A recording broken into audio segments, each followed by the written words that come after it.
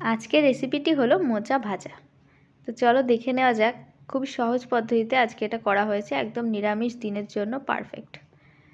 প্রথমে আমি মোচাগুলো ছাড়িয়ে নিয়েছি, নেওয়ার পর এটা এবার ছোট ছোট করে কেটে নিচ্ছি। তো আজকের মোচাটা আমি সিদ্ধ করব না, এই অবস্থাতে কাটার পরেই একটু হলুদ জলে ভিজিয়ে রাখবো যাতে কষটা ধুয়ে যায়। তো এবার ভালো করে ধুয়ে পরিষ্কার করে রেখেছি। এখানে মশলার মধ্যে জিরে, কাঁচা লঙ্কা নিয়েছি আর আলু ছোট ছোট করে কেটে নিয়েছি। দেখো লঙ্কা আর জিরে পেস্ট করা এখানে।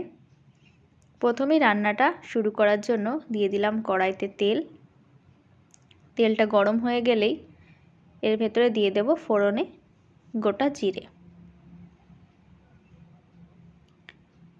দেখো জিরেটা মোটামুটি ভাজা হয়ে গেলেই তারপর দিয়ে দেব আলু।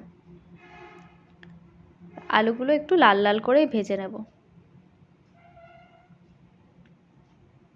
আর মোচাতে একটু আলুর পরিমাণটা বেশি হলে ভালোই লাগে, কেননা এটাকে অনেকটা ঘন্টর মতোও বলা যায়। আলুটা তো একটু আঠালোই হয়, তো সেটা যখন গলে যায় তখন এটা আঠালোই হয়ে যায়। তো আমি মশলাটা দিয়ে এবার কষিয়ে নেব আলুগুলোর সাথে। তো দেখো আলুটাও মোটামুটি ভাজা হয়ে গিয়েছিল।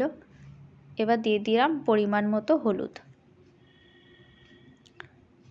মশলাটা একটু অল্পই ভেজে নিলাম, যেহেতু জিরে কাঁচা লঙ্কা এটা বেশি ভাজার কোনো দরকার হয় না। এবার মোচাগুলো দিয়ে ভালো করে আলু আর মশলার সাথে ভালো করে মিশিয়ে নেব। এভাবেই প্রথমে একটু হাই ফ্লেমে দিয়ে ভালো করে ভেজে নেব, তারপর আস্তে আস্তে লো ফ্লেমে ভাজতে থাকবো। তো এবার দিয়ে দিলাম স্বাদ মতো নুন। এইভাবেই আমি প্রায় 10 মিনিট মতো ভেজেছি। দেখো আমার একেবারেই মোচার ঘন্ট রেডি। তো সবাই বাড়িতে ট্রাই করো, আর ভিডিওটা ভালো লাগলে অবশ্যই কমেন্ট বক্সে জানিও। ভিডিওটা শেষ পর্যন্ত দেখার জন্য সবাইকে অনেক ধন্যবাদ। আর যারা আমার চ্যানেলে নতুন তারা অবশ্যই সাবস্ক্রাইব করে দিও।